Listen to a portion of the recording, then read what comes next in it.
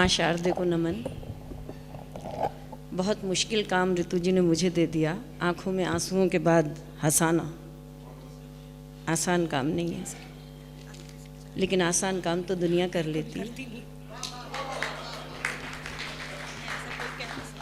रही बात, बहुत खूबसूरत संचालन कर रही हैं ऋतु जी, और सूरज की तरह जिनकी रोशनी है मंच पर, वो कवित्रियाँ विराजमान हैं। कीर्ति जी, मधु दीदी, मधु मोहिनी जी जिनका जन्मदिन है, सपना जी, सबकी अगवानी में हूँ। आप सब साथ देंगे तो हो जाएगा। बाकी आपने देखा महिलाओं के साथ, कितना भी महिलाओं को कह दो आगे बढ़ा दिया, पर महिलाओं के साथ भेदभाव होता है। बिल्कुल, घर में अगर बच्चा अच्छा काम करे तो पिताश्री सारी पीठ अपनी थपथपाते हैं, मेरी बेटी है, मेरा बेटा है।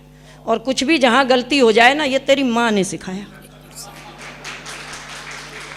बहुत खूब। और वही आज भी किया गया ऋतु जी, नाम दिया गया कवित्री सम्मेलन, और आ गए यहाँ पर महान महान महान कवि हमारे सामने बिठाए हैं, दिनेश जी, महेंद्र जी और अनिल जी। अगर ये कार्यक्रम बिगड़ गया तो नाम क्या देखा, कवित्री सम्मेलन था। सही बात है। और जो बढ़ चढ़ के हो गया तो कहेंगे देखा हम तीन थे ना, क्या कर दिया, लंगर लगा दिए तुम्हारे नाम को।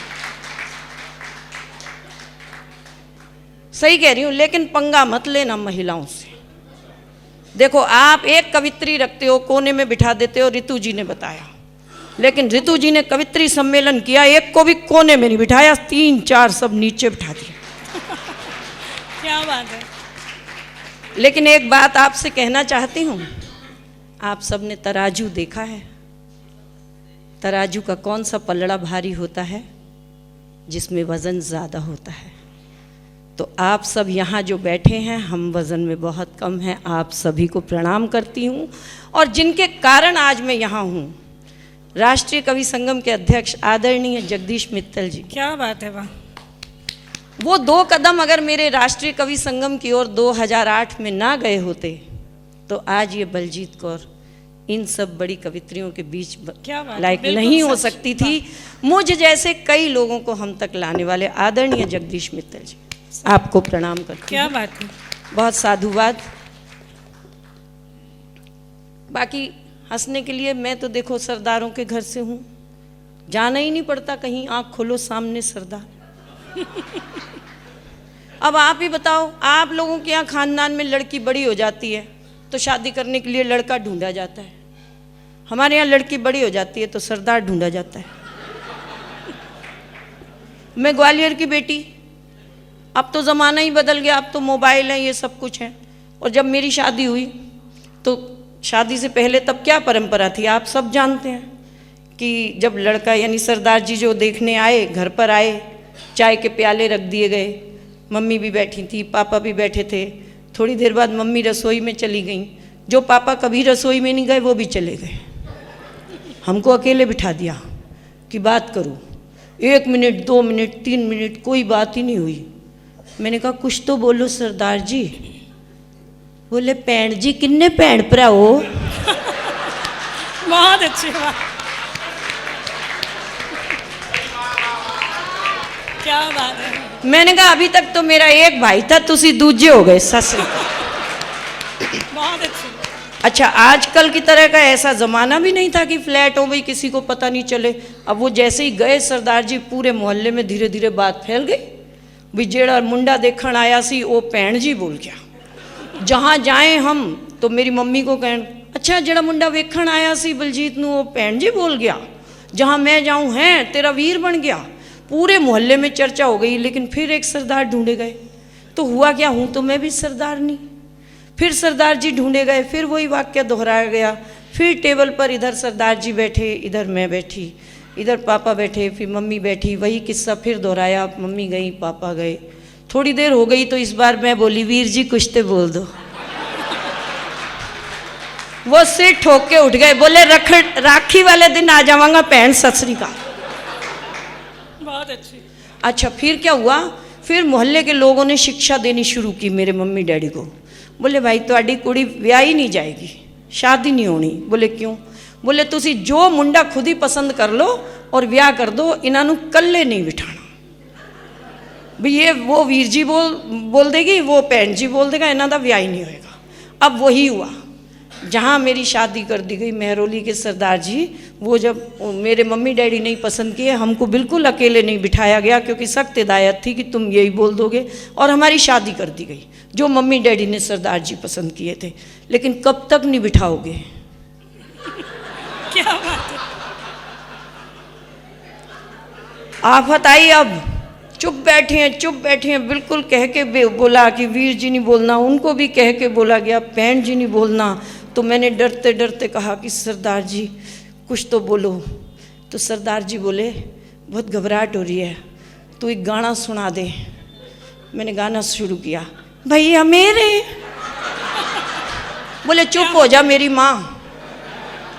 अपन संस्कारी बच्चे थे उस समय के ऋतु जी, क्या बात। कोई और गाना ही नहीं आता था। फिर हम अगले दिन हम गए शिमला। जब हम गए शिमला तो वहाँ पर सरदार जी ने देखा कि एक ड्राइवर थे, वो भी सरदार जी थे। पता नहीं क्या दिल में आया, बोले तू परे हट जा, गड्डी तू नहीं चलाएगा, मैं आप पे चलाऊँगा। सरदार जी ने गाड़ी ड्राइव की और मैं साथ वाली सीट पर बैठी। और सरदार जी गाड़ी चला रहे हैं और शिमला की पहाड़ियाँ आपने देखी। मोड़ आए, सरदार जी ने इतनी तेज मोड़ काटा कि मुझे लगा खाई में गिर जाएंगे, पर मैं डरते डरते कुछ नहीं बोली। दूसरा मोड़ आया, फिर खाई में गिरते बचे, और तीसरे मोड़ पे तो एक पहिया भी उतर गया। फिर भी गाड़ी ऐसे कट गई तो मुझसे रहा नहीं गया। मैंने कहा सरदार जी इतनी तेजी से मोड़ काटते हो, आपको डर नहीं लगता? बोले डर तो तब लगे जब मैं आंखें खोल के मोड़ काटूं। क्या बात है, बहुत खूब। बोले मोड़ आंदा है, मैं ते अखा बंद कर लेना, कट गया ते सतनाम, नहीं ते वाहिगुरू जी। वो दिन आज का दिन। अपन ने टेंशन दी नहीं उनको गाड़ी चलाने की, अब हम खुद ही गाड़ी चलाते हैं। कौन वाहिगुरू जी करा लेगा, और क्या। और देखो टेंशन देने की चीज़ ही नहीं, देने की चीज़ है, लेने की है ही नहीं। क्यों लेनी टेंशन? हम तो 10 साल तक देश की गद्दी पे चुपचाप बैठे रहे, हमने टेंशन नहीं ली। सारे देश ने टेंशन ली, हम बोले।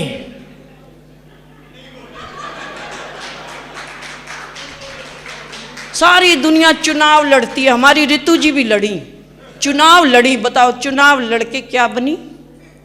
हम बिना लड़े प्रधानमंत्री बन गए।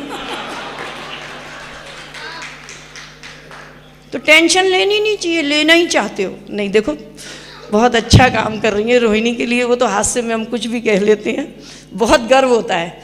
कहीं भी हम जब देखते हैं डिप्टी मेयर ऋतु गोयल या देखते हैं चेयरपर्सन, तो एक तो वो इतनी संवेदनाओं की कवित्री रही हैं और इतनी दिल से, मतलब जिसको कहते हैं ना कि दिल से जिनके लिए उद्गार निकलते हैं, तो कभी भी हम वो नहीं पढ़ते कि उनका इस समय क्या स्टेटस है। हम बस जैसे ही पोस्टर देखते हैं तो हम कहते हैं ये हमारी ऋतु जी है, दिल खुश हो।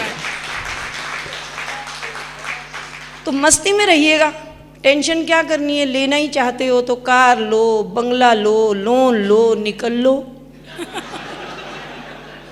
पता नहीं क्यों लोग टेंशन ले लेते हैं, मैं तो बिल्कुल ही नहीं लेती। एक दिन मैं स्कूल से घर गई, पड़ोसी की पत्नी गुजर गई थी। मैंने कहा सरदार जी, सारी भीड़ लगी हुई है, मोहल्ला वहाँ था, सरदार जी घर पे ही बैठे, गए ही नहीं। मैंने कहा सरदार जी घर पर ही बैठे हो मुंह लटकाए, पड़ोसी की पत्नी गुजर गई, क्यों नहीं अफसोस कराए? बोले तू ही बता किस मुंह से जाऊं, अगले की दूसरी मर गई, मैं एक बार भी नहीं बुलाऊं। बहुत अच्छे हैं, क्या बात है, वाह वाह वाह वाह। ऐसे पति ने, देखिए माँ की इतनी कविताएं लिखी हैं ना दिनेश जी ने, सच में माँ के मुख तक आनंद विभोर हो जाती हूँ।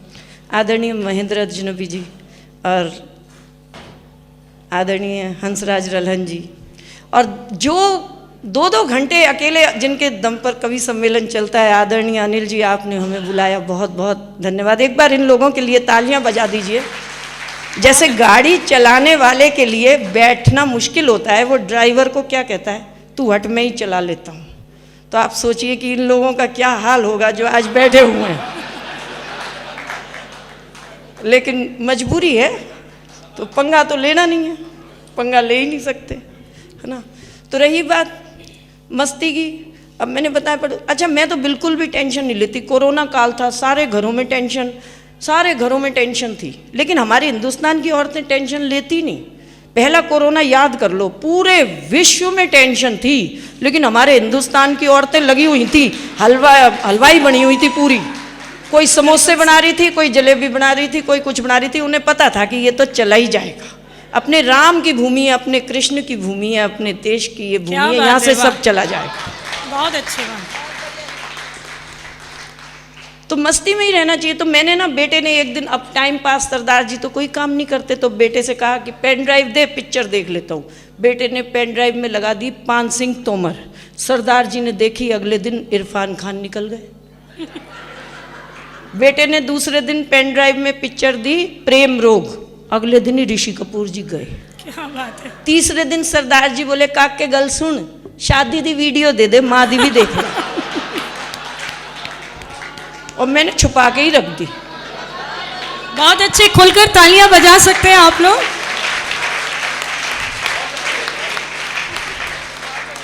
अभी जब आ रहे थे, और क्या, पत्नियों का तो राज चलता है। अभी जब आ रहे थे तो मैंने सोचा दिनेश जी चलेंगे। मैंने कहा दिनेश जी आप चलेंगे ना वहाँ? बोले हाँ मैं भी चलूँगा, लेकिन आज सुबह लड़ाई हो गई, इंदू जी भी चलेंगी। तो मैंने कहा इंदू जी से क्यों डर लगता है? बोले नहीं बहुत डर लगता है, 4 दिन पहले लड़ाई हुई थी। मैंने कहा फिर? बोले मैंने ऐसे कह दिया कि लड़ाई हो गई तो हो गई, कोई बात नहीं देख लूँगा। मैं कहा फिर? बोले वो जा रही थी। मैंने कहा मेरा क्या बिगाड़ लेगी? तो मैंने कहा फिर क्या हुआ? बोले मेरे मोबाइल का चार्जर लेके ही चली गई। तो पत्नियां कुछ भी कर सकती हैं। इंदू जी के लिए भी तालियां बजा दो। बहुत मस्ती का, अच्छा समय का मुझे पता नहीं चलेगा, बता देना बस 5 मिनट। ठीक बात है, हाँ कोई बात नहीं। क्या मैं टेंशन लेती ही नहीं? मैंने तो बता दिया आपको, टेंशन लेने की चीज़ ही नहीं है, मस्ती में रहो। और रही बात मैं कैकई बनती थी, अनिल जी ने बिल्कुल सही बताया। लेकिन आपने देखा होगा एक पार्टी ऐसी है जिसे अन्ना जी ने बना दिया, है ना। और अन्ना जी की उस समय सारे देश में तारीफ हुई थी ना। लेकिन पूरे देश में इकलौती मैं ऐसी हूँ जिसको अन्ना जी से नुकसान हुआ। क्या नुकसान हुआ? मेरी कविता सुन लो। कि मैं भी कैकई की तरह कोप भवन में जाती थी, भूखे रहकर अपने पति से अपनी बात मनवाती थी। मुझे भूखा देख पति हुए परेशान जाते थे, मुझे खाना खिलाने की खातिर बात मेरी मान जाते थे। फिर अन्ना जी ने किया अनशन, देश में हुआ सम्मान, देश में हुआ सम्मान पर मेरा हो गया नुकसान। मेरे पति ने कह दिया अब तेरी बात कभी नहीं मानी जाएगी। अगला 74 बरस का बुढ़ा 13 दिन जी गया, तू जवान नट्टी कट्टी तो 1 महीना जी जाएगी। क्या बात है, वाह। तो बस हमें तो कुछ ज़रूरत नहीं कहीं जाने की, मस्ती में रहिए, आनंद से रहिए। 4 दिन पहले मेरी और मेरे पति की हुई ज़ोरदार लड़ाई। पति ने भगवान को गुहार लगाई, बोले हे भगवान तंग आ गया हूँ ऐसी पत्नी से, तू मुझे उठा ले। मैं कौन सी कम थी? मैंने कहा हे भगवान मैं भी तंग आ गई ऐसे पति से, तू मुझे बुला ले। पति बोले भगवान मेरी एप्लीकेशन छोड़, जल्दी से पत्नी की लगा ले।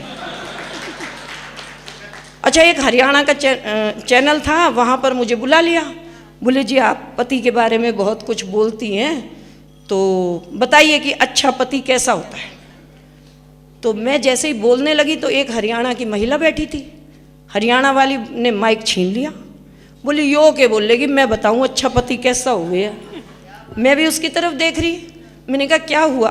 बोले तू नहीं बता, मैं बताऊँ इन सब ने कि अच्छा पति कैसा हो गया है। तो चैनल वाली बोली आप ही बता दीजिए ताई अच्छा पति कैसा हो गया है। अब आप सब सुन लो। ताई बोली अच्छा पति भूत जैसा हो गया है, भूत जैसा। अब पूछा हम सब ने कि ताई ऐसा क्यों बोल रही? बोले और के जिंदगी में ना कभी भूत देखा ना अच्छा पति देखा। क्या बात है, वाह वाह वाह वाह।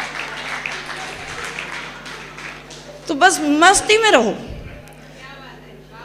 तो मैंने तो जब सबसे पहली कविता थी जहाँ से मैं हास्य के लिए चुन ली गई, वो भी पति पे ही लिखी हुई थी कि मैंने अपने पति को कहा कि पतिदेव मुझे कवि सम्मेलन में जाना है, राष्ट्रीय कवि सम्मेलन के संगम के कवि सम्मेलन में जाना है और वहाँ जाकर सबको हंसाना है। तो पति बोले अच्छा शादी के दिन रोते रोते आती है, फिर उम्र भर हमें रुलाती है, भला औरत कभी हंसाती है? मैंने कहा मुझे गुस्सा मत दिलवाओ, मुझे कवि सम्मेलन में भिजवाओ, अगर मुझे गुस्सा दिलवाओगे तो जली हुई रोटियां तुम ही खाओगे। बोले बेगम तू बेशक गुस्से में रोटी मत बनाना, पर मेरी कमीज़ ज़रूर धो जाना। बोले क्योंकि जब भी तू गुस्से में मेरी कमीज़ धोकर जाती है, सच में वो कमीज़ निखर आती है। क्या बात है। मैंने कहा अब सच में मुझे गुस्सा मत दिलवाओ, मुझे कवि सम्मेलन में भिजवाओ। तो जो वो बोले वो सुनिएगा। वो बोले तू कवि सम्मेलन में जाना चाहती है तो जा, तू सबको हंसाना चाहती है तो हंसा। मैं मर्द हूँ और मर्द शायद ये भूल जाता है कि जब हंसती है घर की पत्नी तो पूरा परिवार खिलखिलाता है। क्या बात है, वाह, बहुत अच्छे, बहुत अच्छे। हम दोनों पति पत्नी तो ऐसे ही लड़ते झगड़ते ज़िंदगी गुजार लिया करते हैं, और हम दोनों एक दूजे से नहीं उस ऊपर वाले से डरते हैं। वो जैसे चाहे डुगडुगी बजाता है, वो जैसे चाहे सबको नचाता है, सिर्फ और सिर्फ उसी के हंसाने से हंसती है ये दुनिया, वरना इस दुनिया में कौन है जो दूसरों को हंसाता है। क्या बात है, बहुत अच्छी, वाह। और मैंने राष्ट्रीय कवि संगम से एक बात अवश्य सीखी आदरणीय जगदीश जी से, कि कितना भी हंसाओ, कितनी भी कविताएं हास्य में सुनाओ, पर राष्ट्र जागरण धर्म हमारा, कभी ना कभी ऐसा ही कलम ज़रूर होनी चाहिए कि कुछ संदेश ज़रूर देकर जाएं। आज हमारी पीढ़ी जो है, और आज हम जिन बच्चों को देखते हैं वो बिल्कुल 5G बच्चे हैं। तो कहीं ना कहीं उन बच्चों पर छोटी सी, बहुत छोटी कविता सुनाकर स्थान लूँगी क्योंकि समय कम है और मैं इन सबको भी सुनना चाहती हूँ। तो बहुत छोटी सी कविता कि वो बच्चे, कि ढूंढ रही हूँ वो बच्चे जो मदर्स डे नहीं मनाते थे। ढूंढ रही हूँ वो बच्चे जो मदर्स डे नहीं मनाते थे, पर माँ जब भी आवाज़ दे हाँ माँ कहकर दौड़े चले आते थे। क्या बात है। ढूंढ रही हूँ वो बच्चे जो मदर्स डे नहीं मनाते थे, पर माँ जब भी आवाज़ दे हाँ माँ कहकर दौड़े चले आते थे। शायद बैटरी वाली कारें या मोबाइल नहीं थे उस वक्त, शायद बैटरी वाली कारें या मोबाइल नहीं थे उस वक्त, इसीलिए बच्चे पापा की पिद्दी पर घोड़ा बनकर चढ़ जाते। क्या बात है, वाह वाह वाह, बहुत अच्छा। ढूंढ रही हूँ वो बच्चे, शायद सादा ही था खान पान, शायद सादा ही था खान पान, और आंखों पर नहीं थे बच्चों के चश्मे, इसीलिए माँ बाप के आंसू बच्चों को जल्दी नजर आ जाते थे। क्या बात है, वाह वाह वाह, क्या बात है। बहुत शुक्रिया। और रुपए नहीं सिक्के मिला करते थे जेब खर्च, रुपए नहीं सिक्के मिला करते थे जेब खर्च, शायद इसीलिए पैसों का वजन कुछ ज्यादा समझ पाते थे। शायद राजनीति, देखिए मैं कहाँ प्रहार कर रही हूँ, समझ सकेंगे। शायद राजनीति और मीडिया भी इतना नहीं था उस वक्त। बात समझिएगा, अगर दिल तक पहुँचे तो तालियां और आशीर्वाद दीजिएगा, कि शायद राजनीति और मीडिया भी नहीं था उस वक्त, इसलिए गली में चलते बच्चे रामू चाचा और रहीम काका की आवाज़ लगाते थे। क्या बात है, वाह, बहुत अच्छे। शायद इंग्लिश मीडियम स्कूल भी नहीं थे उस वक्त, इसलिए बच्चे माता पिता तो क्या पड़ोसी तक के पांव छुआते थे। क्या बात है। ढूंढ रही हूँ वो बच्चे जो मदर्स डे नहीं मनाते थे। बारबी डॉल का प्रचलन भी शायद नहीं था उस वक्त, इसीलिए कतरन से कपड़े की गुड़िया बनाकर जूते के डब्बे में उसका घर बनाते थे। ढूंढ रही हूँ वो बच्चे जो बारिश के पानी में कागज़ की नाव चलाते थे। क्या बात है, वाह। ढूंढ रही हूँ वो बच्चे। और अंतिम पंक्तियाँ देती हूँ कि शायद पढ़े लिखे नहीं थे, शायद पढ़े लिखे नहीं थे, पर अनपढ़ नहीं थे माँ बाप। क्या बात है, वाह वाह वाह। शायद पढ़े लिखे नहीं थे, पर अनपढ़ नहीं थे माँ बाप। दूरदर्शिता रखते थे, कमरे में बोनसाई नहीं आंगन में पेड़ लगाते थे। ढूंढ रही हूँ वो बच्चे जो मदर्स डे नहीं मना, पर माँ जब भी आवाज़ दे हाँ माँ कहकर दौड़े चले आते।